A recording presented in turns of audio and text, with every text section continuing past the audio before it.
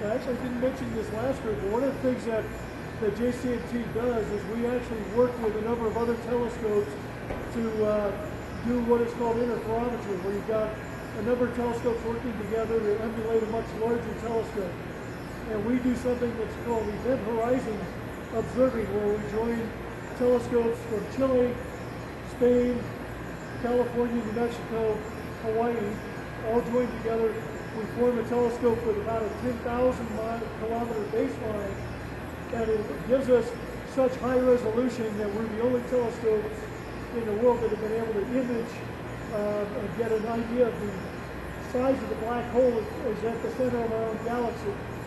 Don't get me wrong, you can't actually detect a black hole because everything gets sucked into it. There's no energy that's being released by it.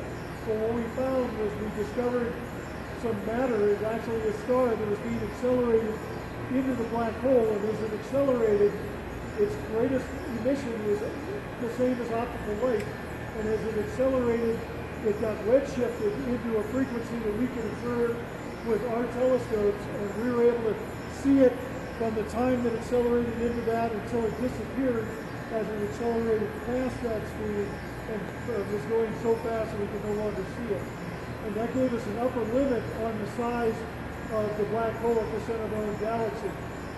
And there's a wonderful article, if you ever want to look, on Nature magazine that talks about not only the technology, but also the specific findings from that event.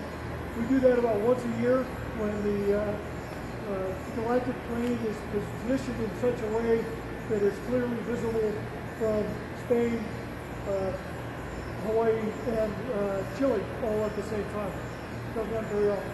Let's go to the feedback.